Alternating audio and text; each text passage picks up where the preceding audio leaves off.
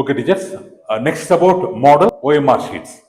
So all are OMR based exams only, because in the future competitive exams, they will be attempting online exams or offline exams on the OMR sheet. So that's why we too are following the same method. So like this, OMR sheet will be like this: student ID number, name of the student, class, school, test number. 1 minute. Test number, candidate signature, invigilator signature. 1 to 75 questions are there. But in the question paper, if they have 50 questions, only up to 50 questions only they need to bubble. They need to bubble. Here, correct method of bubbling they have given, and here incorrect and correct methods they have given. So the circle to be bubbled completely with black ballpoint pen. So once again, I am insisting the point: black ballpoint pen. Though they belong to primary classes, because the correction will be done by the software. Software cannot recognize the pencil shading, so that's why black ballpoint pen is advisable. So here, in most of the school, what we have observed means, in bubbling the student ID number, they will do lots of mistakes. So one student ID number, another student, they will bubble, and immediately we will get the calls after giving the result. Sir, this student not at all present for the exam. He got first mark. And sir, this student is topper of the class. He got least mark. Sir, this student not at all belongs to our school, but his result came in our list. Sir, this student belongs to 4th class, but his result came in 5th class. Like that, so many complaints we will be receiving once we declare the results. Why all these mistakes happens means only because of one thing, that is student ID number. This number to be written properly, but this written software it won't recognize. After writing it properly, so downside they need to bubble it properly. So first number 6, second number 7, third number 4, fourth number 5. Like that, they need to bubble it accurately. So that bubbling pattern that software will recognize as per the bubbling pattern, as per the ID number, the name of the student, class of the student, school of the student, his mobile number, all will be extracted based on the ID number. If they do mistake in the ID number, immediately mistake may happen in any one of those details. So that's why ID number bubbling is very important. And 50 questions, suppose in the question paper, if they have 50 questions, that 50 only they need to bubble. And as there is no negative marking, so students must bubble all the answers without leaving any single answer. It is the responsibility of the invigilator before signing here, whether they have written the ID number correctly or not, whether they have bubbled all the answers or not. And you can observe some dots here, 4 corners. So you can observe rectangle here. So outside this rectangle, nothing should be written. And the OMRs, we should not fold the OMR. Nothing should be written on the borders. We should not tear the OMR. So question paper students, they can take home, but only that OMR sheet they need to hand over to the teacher. And OMR sheets without folding, by keeping class wise separate, by roll number wise separate, class wise separate, keeping some separation paper, like that, you need to wrap it properly in a cover, so that to be couriered to our central office. Or if there is scanner availability, you can scan the OMR sheets and you can mail us directly. So this is about OMR sheet. So all exams are OMR based exams. So correction will be done by the software. So once correction completed means we will be giving the results.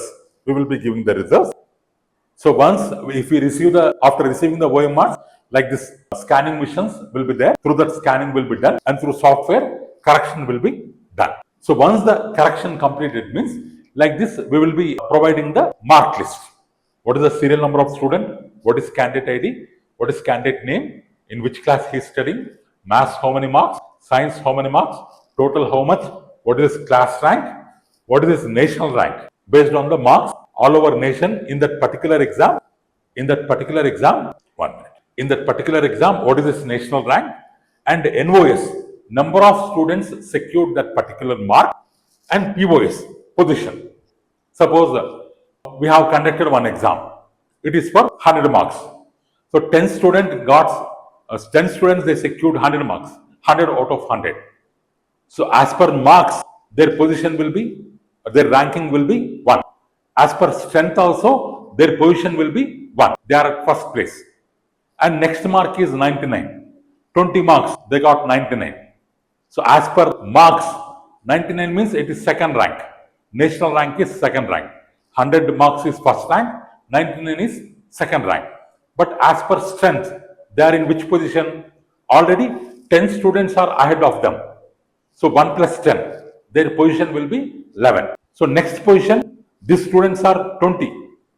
Means 11 plus 20. Next student position will be 31. So like that, this number of students, if we calculate this particular mark, how many students they have secured, based on that position, based on that student position, we can guess. So any class, third class, fourth class, fifth class, around 6 to 7,000 students, they will be following this program. Out of 7,000 students, what is this rank? So that we will generate, and that we will send to the school. So not only that, we also send one complete analysis report. So what is the first question? Attempted percentage 100, right percentage 50, wrong percentage 49.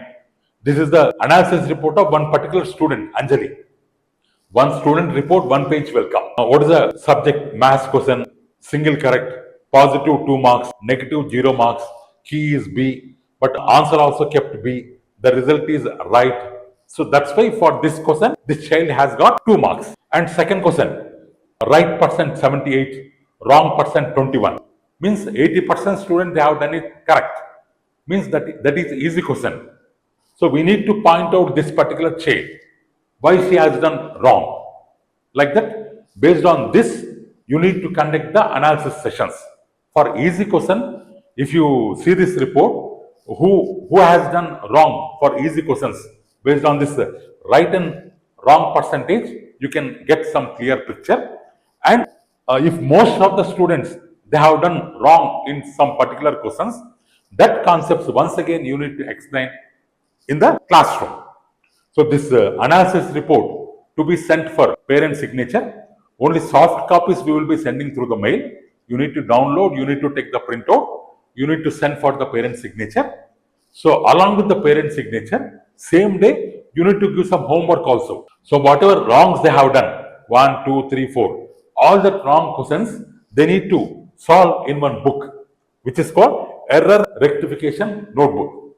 They need to maintain a notebook, error rectification notebook. In the notebook, the main purpose of notebook is whatever wrongs they have done, they need to solve them in the book, so that same mistake they won't repeat again in the future exams.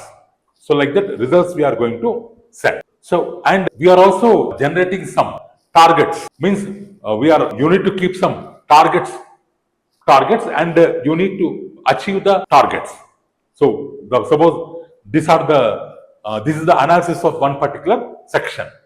So third class, B section, test 4. In maths, what is the subject average? Science, what is the average? In reasoning, English, what is the average? Your subject average will be displayed here. What is the highest mark? What is the lowest mark? Below 50%, how many students are there? 50 to 60, how many are there? 60 to 70, 70 to 80, 80 to 90, 90 to 100. So percentage wise, in which category, how many students are present, that complete statistics we are going to give. So once exam is finished, once if you receive this data, you need to paste it in the classroom. And this is the performance report of test 1. For test 2, what promise we need to make, or how much average we need to get for test 2. Like that, for your subject you need to keep the targets, and for students also, if they are in 50-60 category, they need to come to 60-70 category. Like that, targets you need to keep, and the targets you need to note down in the diaries, so that if second exam comes, already if they have written their target in the diary, after the second exam performance report, you can cross check whether they have achieved their target or not. So those who have achieved their targets, they deserve some appreciation. Appreciation is very, very important. By that, other students also, they will get motivated. So like that, target based achievements we need to plan, and we need to appreciate the first ranker, second rank and third ranker with some toppers badges. Okay friends, this is about results.